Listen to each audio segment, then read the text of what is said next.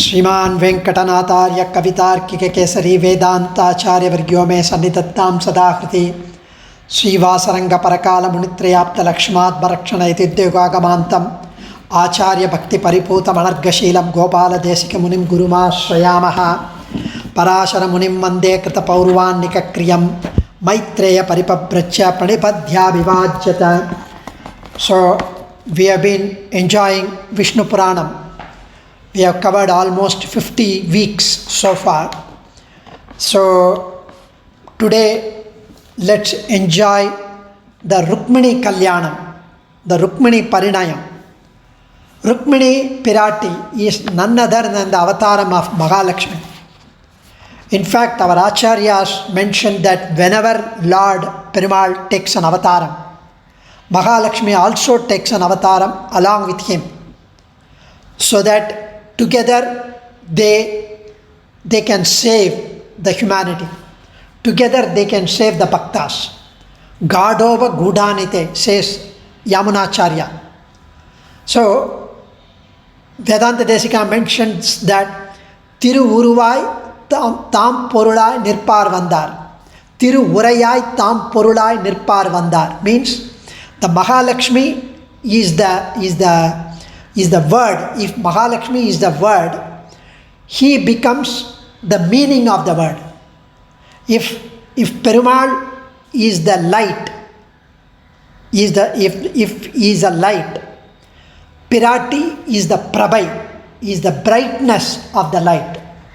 So together they are inseparable, goddess and the god. So that is why he is called Sri of Pati. Sri's Pati, and she is called Vishnupati. Even in all the four Vedas, Rik, Yajus, Sama, Atharvana, there is something called Purusha Suktam, where the Paramatma is considered as Purusha. Sahasra Sirisha Purusha, Sahasraksha Sahasrapat. So 1,000 heads and 1,000 hands and 1,000 legs. If there is 1,000 heads, there should be a 2,000 hands and 2,000 legs, right? But why do they say 1,000 hands and 1,000 legs? Because there are very many, infinite, very many hands, very many legs. So he manifests everywhere, inside and outside of everything and everyone. That is why he is Sahasra Sirisha Purusha. But wherever he manifests, she also manifests along with him. Because she is inseparable from him. She is called Nitya Anapayini. Apayini means separable. Anapayini means inseparable. Nitya Anapayini means eternally inseparable. Agalagillen irayumendra alarmel mangai urai marban. The Srinivasa has got the divine Mahalakshmi in his chest, who says, I would never ever leave you. I would never ever be separated from you. But why do we have Thaiyar Sannadhi separately, Mahalakshmi Sannadhi separately, and Mahalakshmi standing next to him? If she is inseparable, why should she sit next to him? Why should she stand next to him? Why should we have a separate Sannidhi, separate sanctum sanctorum for him, for her? That's because this particular guy, Madhavakkannan, has committed so many incorrigible papams, sins. And with what face I can go in front of the Lord and say, please save me? He would immediately count down, give a big list, laundry list of how many papams I have committed. That too, unforgivable papams. And my hands are not even dried. I am still wet with the hand that has committed papam. So he is supposed to be an administrator. He is supposed to be a great Lord who has to obey, be in accordance with Shastras. He is a Dharmishta, Dharmo Vigrahavan. So he has to be impartial. So he cannot say, okay, I forgive you. So, but Mahalakshmi, being a Jagan Mata, who does not know anything called punishment, who does not know Nityam Ajnata Nigraham. She does not know what is Nigraham, what is punishment. She doesn't know. So, better to have her separately in a separate Sannidhi so that we can go pray to her and say, can you please recommend my case? Even though I have committed so many papams, now I realize, I regret, I surrender to you, please put in a word. And he listens to her because she is so pretty, she is so beautiful, she has got so much of sweet talk. She can completely enchant him and make him sway to her side. She would quote the Shastras where you have to forgive our child. Who has not erred in this world? Na kaschit na aparadhyati. When Hanuman tells that Sita, after killing Ravana, everybody, he goes and reports to Sita. That time he looks at the Rakshasis surrounding Sita. He tells her, I would kill all of them. How much torture they made you. They tortured you. You suffered because of their presence. So just say yes, I will crush them right away. She says they were only the servants of Ravana. They only did what was their duty. But by the way, Hanuman, who has not erred in this world? Who has not committed a mistake? That is mother. And that mother has now appeared as Rukmini Pirati. And Rukmini Pirati is Kalyanam. There was a country called Vidarbha. And there was a king called Bhishmaka. In Vishnupuranam, the Rukmini Kalyanam is narrated shortly, very briefly. But I would like to touch upon so that we enjoy the Rukmini Kalyanam. So this Bhishmaka, the king, was a very good man, very virtuous king. He was saintly. He was devoted to Sriman Narayana. He was God-fearing. And he was ever interested in doing dharma, Kshatriya dharma. He had 6 children, 5 of them were sons, and the youngest was the daughter. The eldest son name was Rukmi, and the daughter was called Rukmini. And Rukmini was the favorite of all the siblings, and also the darling apple of the eye of the father. And of course the little girl always would sit on the same seat with the king, and her eyes would look at everyone and everything with amazement. And King Bhishmaka, because he was a sadhu, because he was a dharmishtan, because he was virtuous, sage Narada used to come and narrate about Krishna's leelas, about Krishna, who is supposed to be the Sriman Narayana who took avataram, and he was in Ayarpadi among with the cowherd folks. Now he has killed Kamsa. He is in Dwaraka. About his leelas, about his handsomeness, about his kalyana gunams, about his auspicious attributes, about his jnanam, balam, aishwaryam, viryam, shakti, tejas, about his saulabhyam, being easily accessible to everyone, right up to the illiterate gopikas and gopas. And the way he narrated, simply the king fell in love with Krishna because he was already devoted to the Vishnu. And of course our Rukmini heard all of them. She also grew so much and became so much fond of Krishna. Now the girl has grown up and the king was worried that we need to marry her off. We need to find a suitable husband. And of course Rukmi was the eldest son. So he called Rukmi and said, I have found a match for our child Rukmini. It has to be performed soon. So, my son, I have chosen a good husband for her. So Rukmi said, that's wonderful. So you have saved me from the trouble of looking for an alliance. Who is the groom? He said, Krishna, the son of Vasudeva. Immediately he jumped with anger. Rukmi, the eldest son, sprang up from his seat. Are you mad? Pagal hai kya tu? Krishna, of all the people, the cowherd boy, he grew up, I will not allow such a thing. He grew up among the cowherd folks. He didn't even study till he was 12, 14 years. Rukmi was a great friend of Kala Yavana, the one who was killed by Muchakunda. Rukmini was a great friend of Jarasandha, who was spared by Krishna and Balarama. He also had other friends like Shishupala, the son of Damagosha. The Shishupala, we know about the Shishupala. The Salva, the Dandavakra, all the evildoers, he became friends. So all of them were confirmed haters of Krishna and Balarama. The words of Bhishmaka were simply unacceptable to Rukmi. Rukmi said, I will not do that. He did not even take the courage to take the throne when he killed Kamsa. He killed Kamsa in a deceitful manner. Like a tiger covering itself with the skin of a cow. He is assuming humility and he thinks that he is respecting elders.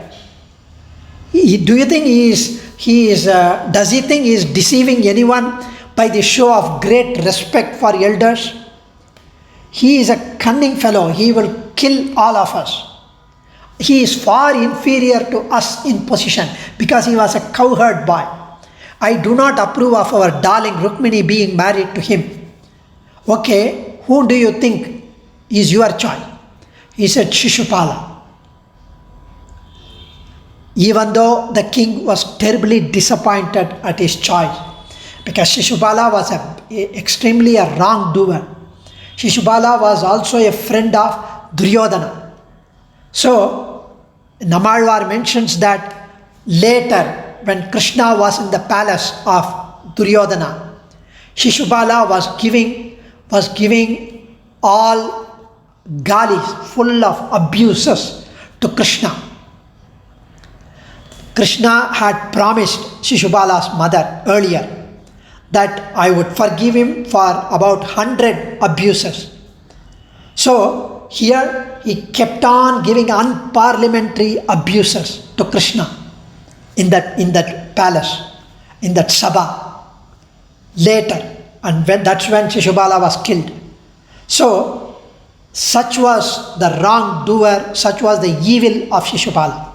So Rukmini, when she heard about this, that Shishupala was to be married to her, she was completely heartbroken. Just like Andal. Andal says, Manidavar kendri pechuppadil vaazhagillen. If I am even talked about being married to a human being, I will perish, simply perish. I cannot sustain. I am born to get married to the Lord Vishnu, to Krishna, to Ranganatha, Andal says. And the ghee which is meant for the yagam cannot be touched by the wolf and the jackal. Same words Rukmini says here. I cannot even allow myself to be touched by a mere mortal like Shishupala. Never. I grew up fondly listening to the deeds of Krishna. I am simply in love with Krishna. I am overwhelmed with the childhood leelas of Krishna and his kalyana gunams of Krishna, even though he is Lord Vishnu. And there was a guy, a Brahmin, old Brahmin, who used to visit the king because this king was a dharmishta. He was so virtuous. So he used to keep visiting the king as well as the Rukmini's palace, because Rukmini was also respecting the elders. So this Brahmin used to visit often, and they used to talk about Krishna, they used to talk about Srimad Valmiki Ramayanam and all that. So this Rukmini was wondering how to convey that I need to be saved by Krishna. People say that he is Achyuta, one who never lets anyone down. Achyuta, the meaning is one who never lets anyone down, one who never lets his devotees down. If you say, Krishna, please save me, he would not let you down. Achyutananta Govinda Namocharana Beshaja. Nashyanti Sakala Roga Satyam Satyam Vadamyaham. We just recited Achyuta, Ananta, Govinda. If you recite these three names, Nashyanti Sakala Roga. Any rogam, any disease would get crushed, would be destroyed. Because that's the medicine, Achyutananta Govinda. Now she is terribly grief-stricken. My brother has already made up his mind to get me married to Shishupala. Who is his brother-in-law? He has decided. He has not even thought of asking me if I approve of it. And the Lord whom I have chosen, he must have known, because he is Sarvajna, he is omniscient. He must be knowing what has been decided. He knows everything. How could he not know that Rukmini has chosen him as her Lord? He must be knowing. Then why is he not coming to the rescue? So she wants to convey the message that I need to be rescued.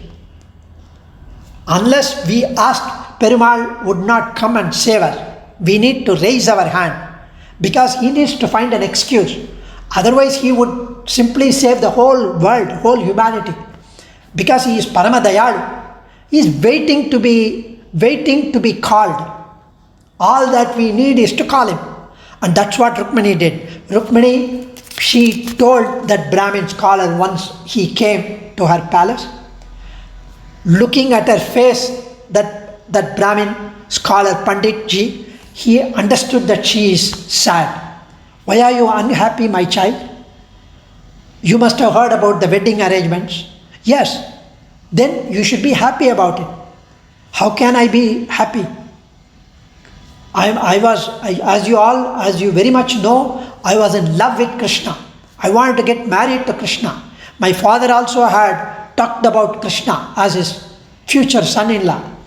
But now my brother has decided against. So Krishna, that Brahmin assured her, Krishna will not abandon you. He will take care of his bhakta always. Okay, tell me, what do you want me to do? She says, I will give you a letter, and please pass on that letter to her. The world's first love letter was written by Rukmini, and hence it's a most beautiful thing. She starts off saying, Shrutva Gunan Bhuvana Sundara. Shrutva, oh beauty of the world, Bhuvana Sundara. You are the utmost beauty of the whole universe. In Sri Vaikuntham, in the Prapancham, you are the best. You are most handsome. Having heard of your qualities, your Kalyana Gunams, Jnanam, your Shaushilyam, Vatsalyam, Mardavam, Arjavam, Sauhardam, Samyam, Karunyam, Madhuryam, Gampiryam, Audharyam, Chaturyam, Sthairya, Dairya, Shaurya, Parakrama, Satyakama, Satyashankalpa, Krititva, Kritajnata, Asankhyaya, Kalyana Gunaganauka, Maharnavam. You are the ocean of infinite Kalyana Gunams. There is absolutely no defect in you. You are birthless, you are deathless, but you have taken this birth in order to be with us. And those who hear with their ears about you, you remove their bodily diseases. You remove their distress. You remove their dukkham. And having heard of your beauty, which completely fulfills my eyes, which fulfills my mind, and I have fixed my shameless mind upon you, Krishna. You are equal only to yourself. Oppar Mikkar Ilayaya Mamaya. You are unparalleled. You are peerless.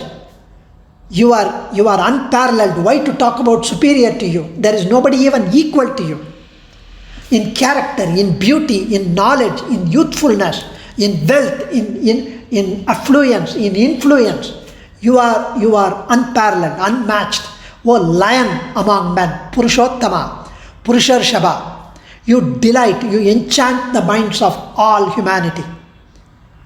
And therefore I have chosen you as my Nathan, as my darling husband, and I surrender myself to you. You are my Nathan, you are my Rakshakan, you are the only Savior. Please come swiftly, O Almighty Lord, and make me your spouse.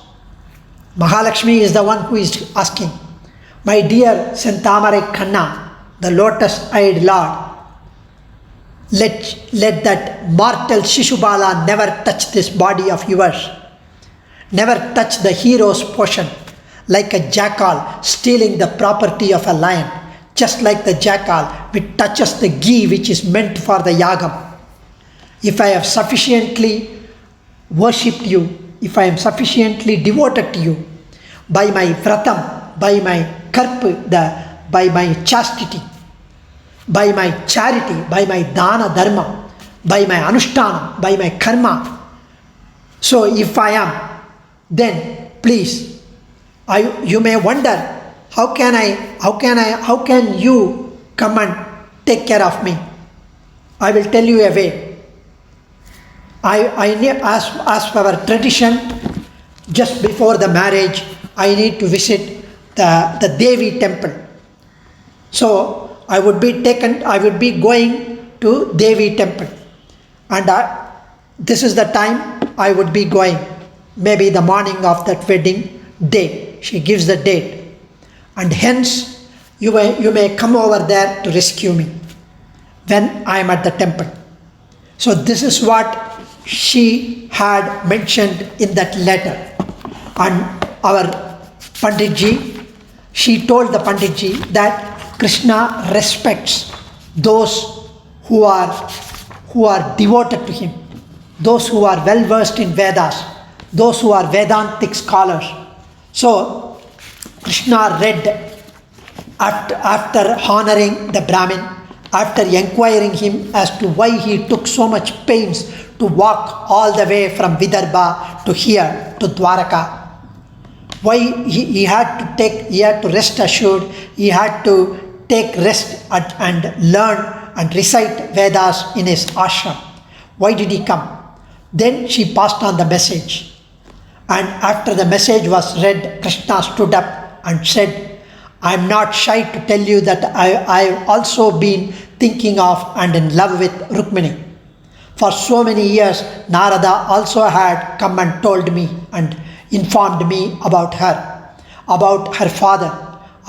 father's choice of me for Rukmini. He described, Sage Narada described about her qualities, about her softness, about her beauty, about her gunas.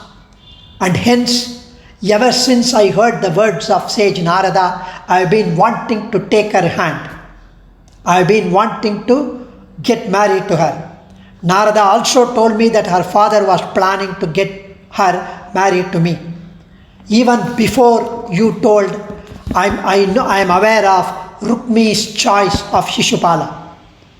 Now that she has declared her love for me and her decision, I would immediately rush and take care of her. Do not worry. Come, jump into my chariot. So his favorite horses came, the Shaibya, Sugriva, Meghapushpa and Valahaka. They were soon called, and Daruka, the charioteer, brought the chariot. Krishna opened the door for the Brahmin scholar. So Krishna also jumped into the chariot.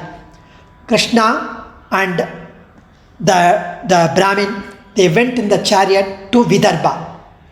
While Balarama heard all this, and he also came with the Yadava army behind Krishna. In the meanwhile, the Rukmini's marriage preparations were in full swing, and our Rukmini was thinking, there is just one night left, and the day of the marriage will be tomorrow. Krishna has not come, nor the old man has come. Perhaps Krishna, who was interested in marrying me, became suddenly displeased with me, probably, because I am so shameless. And I wrote to him publicly that in a letter that I am in love with you. It is a groom who should have told this. And the old man is too fond of me, so he does not want to tell me the bad news that Krishna is not pleased with you. Probably that's why he also has not come, Krishna also has not come. So I'm sure of it that Krishna is not going to come. Perhaps because of misfortune, the old man has met with some obstacle or some challenge. Perhaps the Perumal is coming. I do not know. Maybe there is still time for them to come. Suddenly she found that her left eye starts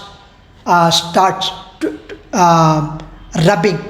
So that left eye, the brow and the imai, the eyelid started twinkling. So that's supposed to be the good woman for ladies. For a man, if it does, the left eyelid begins to shake, then it means a bad omen is coming. It is ominous. So here Rukmini felt that her left eye throbbing. So her left shoulder was also shaking. So all these were indicating that something good is going to happen. And she found that the Brahmin scholar was walking towards her palace. He was dropped off at the street corner by Krishna, and Krishna and Balarama went into the palace, nearby palace. And where the king Bhishmaka heard that Krishna and Balarama have come from Dwaraka. So he was very happy that they came as a guest for the wedding, because they have come to honor the wedding, the king Bhishmaka thought. And when the Brahmin started coming with a beaming smile to Rukmini, she comforted herself that good is going to happen. And she was informed of the good news that Krishna will definitely rescue her. The next day, the hallowed moment came when the princess came out of the apartment of the palace and to proceed to the temple, Devi temple.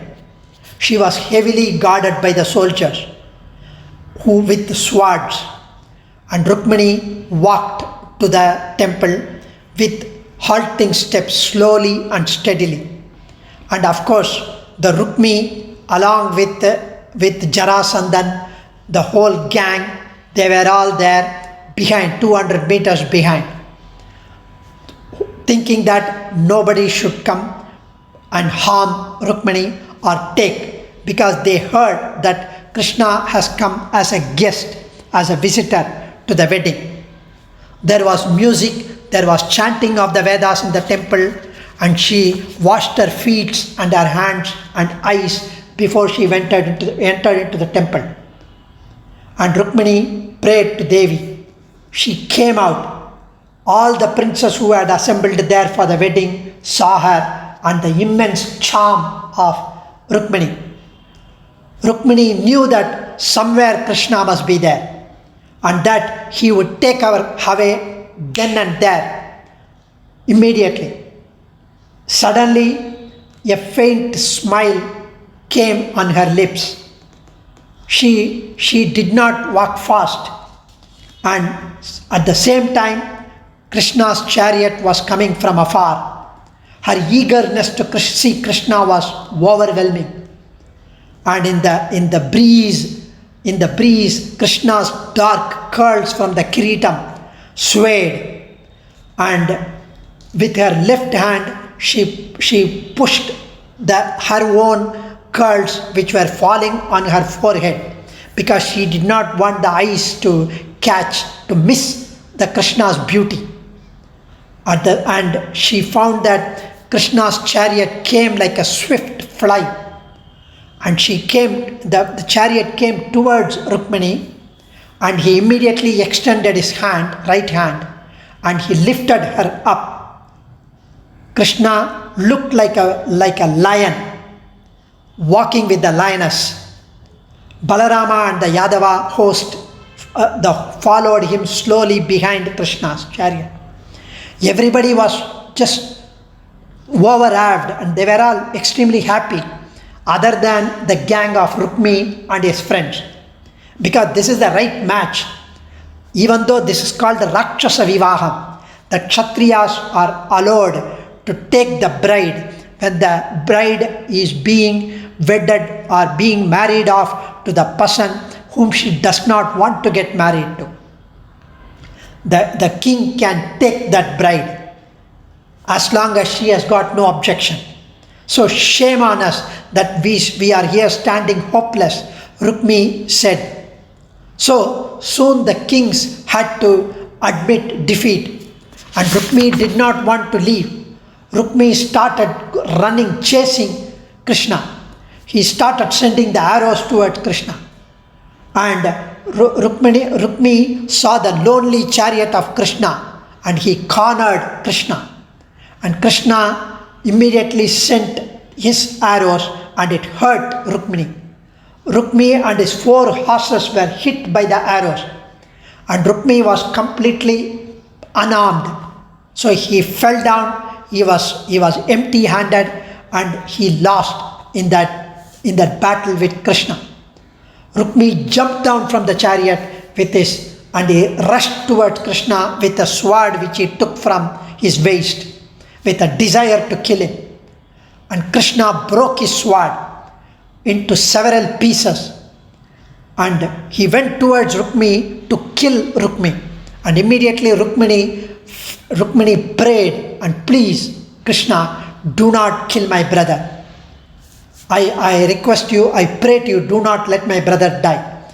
Her words and her face was trembling with fear, and her face was pale. Her voice was faint.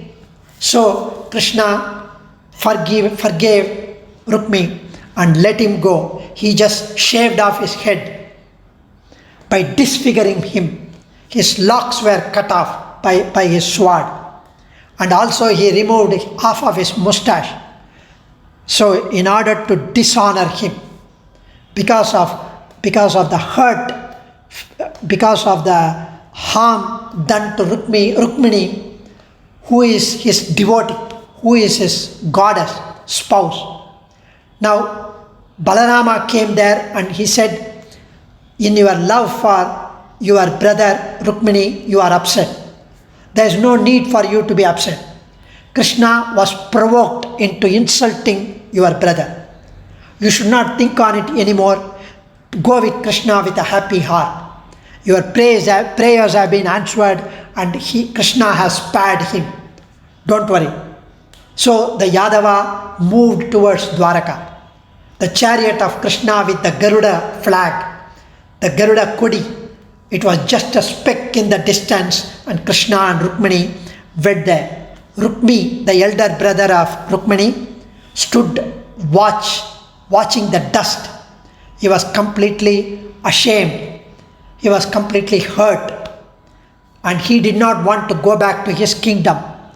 Later he built a city there itself where he was defeated and lived there, it seems. So may the goddess and the god Sriyapati Sriman Narayanan, the Rukmini Sameta Krishna, save us under all circumstances. Adiyan.